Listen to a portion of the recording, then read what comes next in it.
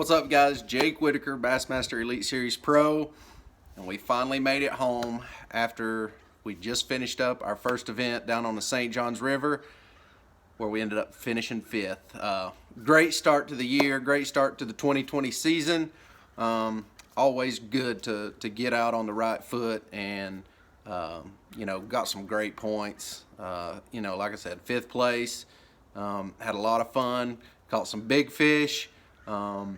The fishing was really tough. It wasn't easy. Wasn't getting a lot of bites each day, and just things worked out in my favor. So just kind of a rundown on what happened. Practiced all week. The week before, got 3 days: Sunday, Monday, Tuesday. Had a lot of cold mornings. Just about every morning of practice was pretty cold for Florida, down in the 30s and 40s. So that made fishing real challenging.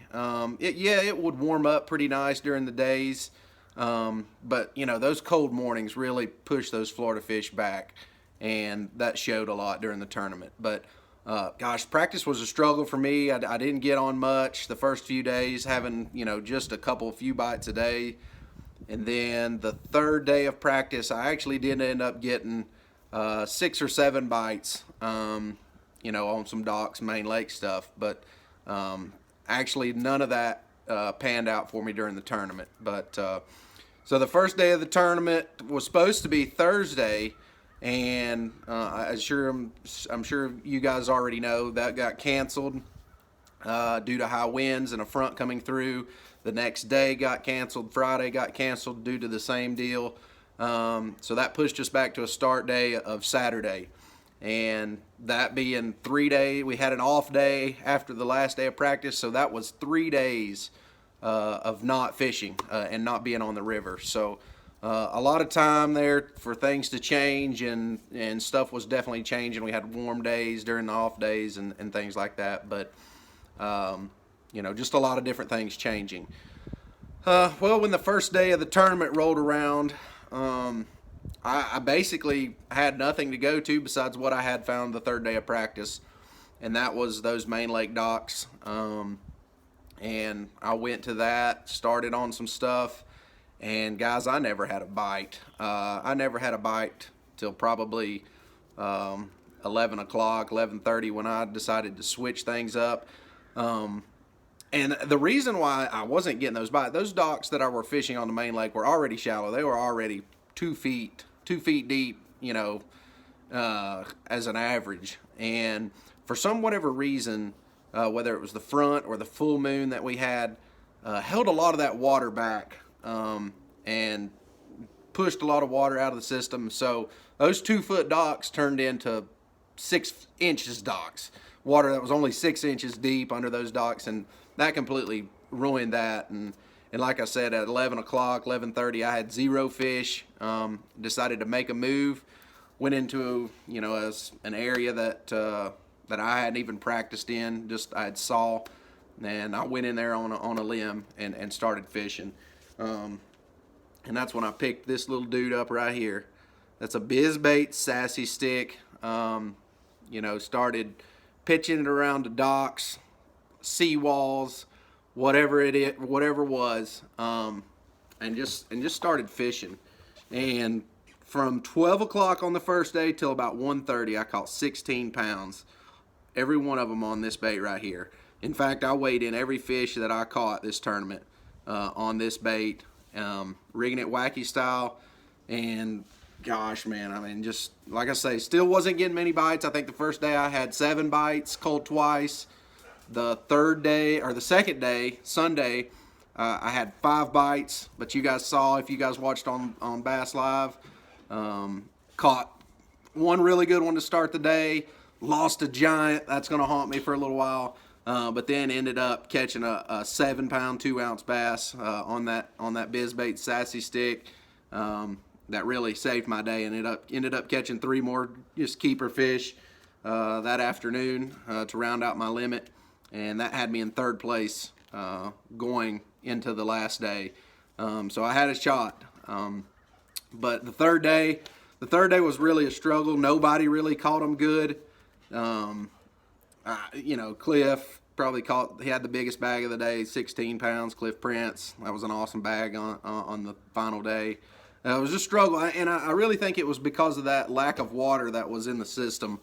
You know, those fish just aren't going to pull up when there's no water on the cover that is available. So that's what kind of hindered those fish from pulling up. But ended up in 5th, all around a great tournament. I can't complain. But just want to go through a few of the setups that I had rigged up. Like I said, I was a one-trick pony, baby. I had the Cinco, the Biz Bait Sassy Stick, Cinco style bait, rigged up, and I had that on. I had two setups rigged up.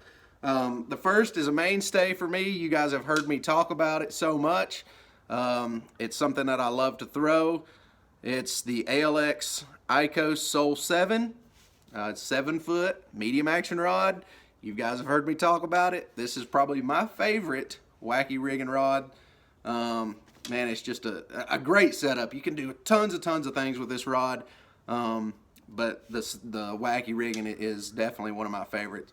Had that paired up with an Abu Garcia Revo Premier size 30. P-line X-braid 10-pound to a 12-pound. I upsized just because of some of the docks I was fishing, and as you can see in some of the video that we have, those fish got me wrapped up in some pretty gnarly situations around dock poles and stuff. So I upsized to 12-pound fluorocarbon leader, tactical fluorocarbon from P-line, running that on a Hayabusa wacky rig hook, and also a owner jungle wacky rig hook. This is the owner. I actually ran out of Hayabusa hooks just from getting hung up and stuff under the docks, but that was the deal on the Icos Soul 7. And also a new rod that I have this year from ALX. It's not really a new rod, it's just a revamped rod. It is the ALX Enox Wizard. It's a kind of a revamped spinning rod that they've got. 7'2", a little longer than the Icos Soul 7. So it's 7'2", still a medium action rod. But guys, I mean, another rod that you can do so much with. Spinning reel's got a great tip, some backbone. Like I say, really about the only difference is it's just a little bit longer. But this rod right here is so light and sensitive. I want you guys to make sure you guys at least check it out if you're ever around it. Pick it up and feel it. One of the most impressive spinning rods I've ever held. But had that one teamed up with the Abu Garcia MGX spinning rod, spinning reel, same deal. 10-pound P-line X-braid to 12-pound tactical fluorocarbon leader. And again, just tossing that around some docks and seawalls and stuff like that. So just a real simple setup. And man, I had a blast this week, and I can't thank you guys for all the support and what you guys, all the calls and texts and everything that you guys don't know how much that helps me get through a tough week. So thank you guys for that. Again, 5th place, awesome week. Thank you guys. Thanks for watching. Make sure you're subscribing to my Facebook, Jake Whitaker Fishing, Instagram, Jake Whitaker Fishing as well. So and maybe we're going to try to do a few YouTube videos and stuff this year. Not going to really dive too deep into it, but we're going to start putting a few videos out. So thank you guys. I appreciate everything. Looking forward to the Classic. The Classic is next, 50th Bassmaster Classic, Lake Gunnersville, first weekend in March. So you guys be sure to stay tuned for that. I appreciate you guys so much. Thank you guys. We'll see y'all next time.